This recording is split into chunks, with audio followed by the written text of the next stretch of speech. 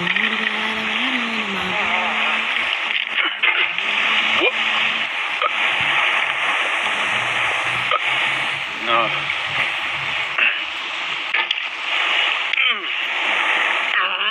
There's no feeling more intense than starting over. If you deleted your homework the day before it was due, as I have, or if you left your wallet at home and you have to go back after spending an hour in the commute. If you won some money at the casino and then put all your winnings on red but it came up black.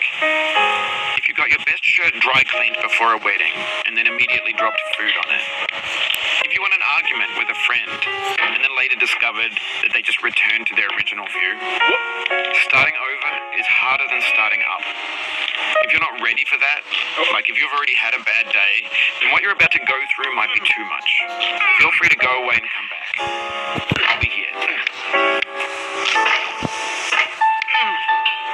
Alright, thanks for coming with me on this trip. I'll understand if you have to take a break at any point. Just find a safe place to stop and quit the game. Don't worry, I'll save your progress, always, even your mistakes. This game is a homage to a free game that came out in 2002 titled Sexy Hiking. The author of that game was Jazuo, a mysterious Czech designer who was known at the time as the father of B games. And B games are rough assemblages of found objects. Designers slap them together very quickly and freely, and they're often too rough and unfriendly to gain much of a following. They're built more for the joy of building them than as polished products. In a certain way, Sexy Hiking is the perfect embodiment of a B game. It's built almost entirely out of found and recycled parts, and it's one of the most unusual and unfriendly games of its time. In it, your task is simply to drag yourself up a mountain with a hammer. And that act of climbing, in the digital world or in real life, has certain essential properties that give the game its flavor. No amount of forward progress is guaranteed. Some cliffs are too sheer or too slippery, and the player is constantly, unremittingly in danger of falling and losing everything. Anyway, when you start Sexy Hiking, you're standing next to this dead tree that blocks the way to the entire rest of the game. It might take you an hour to get over that tree, and a lot of people never got past it. You prod and you poke at it, exploring the limits of your reach and your strength, trying to find a way up and over. And there's a sense of truth in that lack of compromise. Most obstacles in video game worlds are fake. You can be completely confident in your ability to get through them once you have the correct method or the correct equipment or just by spending enough time. In that sense, every pixelated obstacle in Sexy Hiking is real. The obstacles in Sexy Hiking are unyielding, and that makes the game uniquely frustrating. But I'm not sure Jazuo intended to make a frustrating game. The frustration is just essential to the act of climbing, and it's authentic to the process of building a game about climbing. A funny thing happened to me as I was building this mountain. I'd have an idea for a new obstacle, and I'd build it, test it, and it would usually turn out to be unreasonably hard. But I couldn't bring myself to make it easier. It already felt like my inability to get past the new obstacle was my fault as a player rather than as a builder. Imaginary mountains build themselves from our efforts to climb them, and it's our repeated attempts to reach the summit that turns those mountains into something real. When you're building a video game world, you're building with ideas, and that can be like working with quickset cement. You mold your ideas into a certain shape that can be played with, and in the process of playing with them, they begin to harden and set until they're immutable, like rock. And at that point, you can't change the world, not without breaking it into pieces and starting fresh with new ideas. For years now, people have been predicting that games would soon be made out of prefabricated objects, bought in a store and assembled into a world. And for the most part, that hasn't happened, because the objects in the stores are trash. I don't mean they look bad or that they're badly made, although a lot of them are. I mean they're trash in the way that food becomes trash as soon as you put it in the sink. Things are made to be consumed and used in a certain context, and once the moment is gone, they transform into garbage. In the context of technology, those moments pass by in seconds.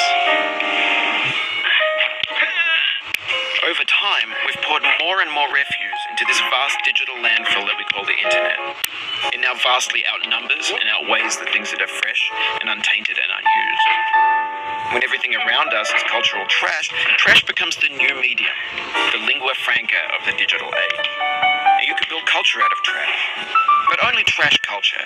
B games, B movies, B music, B philosophy. Maybe this is what digital culture is. A monstrous mountain of trash, the ash heap of creativity's fountain. A landfill with everything we ever thought of in it. Grand, infinite, and unsorted. There's 3D models of breakfast, Gen X's fanfic novels, Scan magazines, green screen Shia LaBeouf, banned snuff scenes on LiveLeak. Facebook's got lifelike bots with unbranded adverts and candid shots of Kanye and Taylor Swift mashups, car crash epic failed GIFs, Russian dashcam vids, discussions of McRibs, discarded, forgotten, unrecycled, muddled, rotten, untitled. Everything's fresh for about 6 seconds, until some newer thing beckons, and we hit refresh. And there's years of persevering, disappearing into the pile, out of style, out of sight. In this context, it's tempting to make friendly content that's gentle, that lets you churn through it but not earn it. Why make something demanding if it just gets piled up in the landfill, filed in with the bland things? When games were new, they wanted a lot from you. Daunting you, taunting you, resetting and delaying you. Players played stoically. Now everyone's turned off by that. They want to burn through it quickly. A quick fix for the fickle. Some tricks for the clicks of the feckless. But that's not you. You're an acrobat. You could swallow a baseball bat. Now I know, most likely you're watching this on YouTube or Twitch, while some dude with 10 million views does it for you. Like a baby bird being fed chewed up food. That's culture too. But on the off chance that you're playing this, what I'm saying is, trash is disposable, but maybe it doesn't have to be approachable. What's the feeling like? Are you stressed? I guess you don't hate it. You got this far, feeling frustrated. It's underrated. An orange is sweet, juicy fruit locked inside a bitter peel. That's not how I feel about a challenge. I only want the bitterness. It's coffee. It's grapefruit. It's licorice. It feels like we're closer now. Composer and climber, designer and user. You could have refused, but you didn't. There was something in you that was hidden, that chose to continue.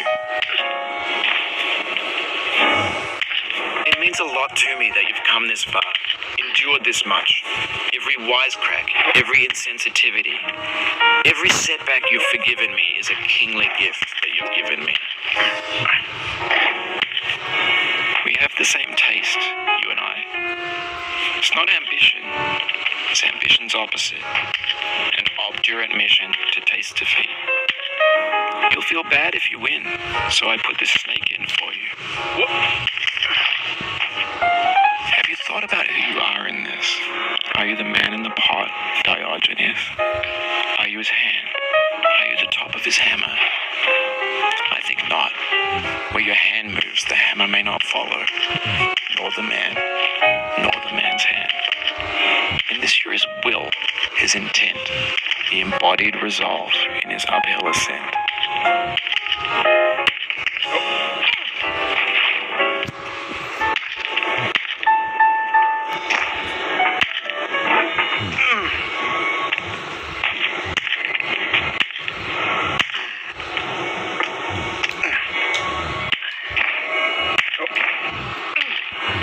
Just lost a lot of progress. That's a deep frustration, a real punch in the gut.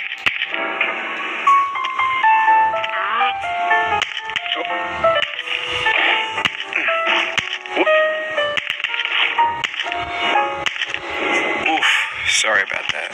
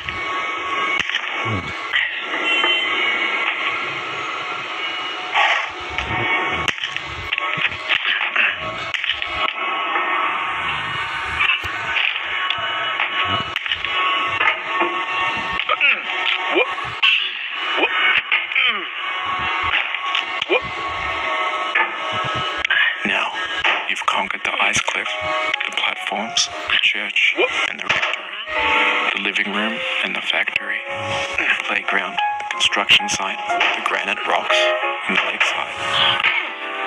You've learned to hike. There's nowhere left to go but up. In a moment, I'll shut up.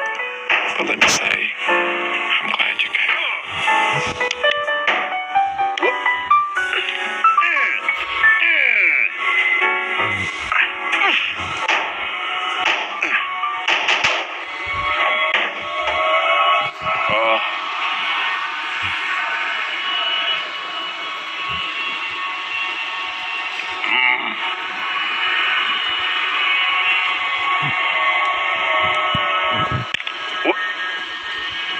I dedicate this game to you, the one who came this far. I give it to you with all my love.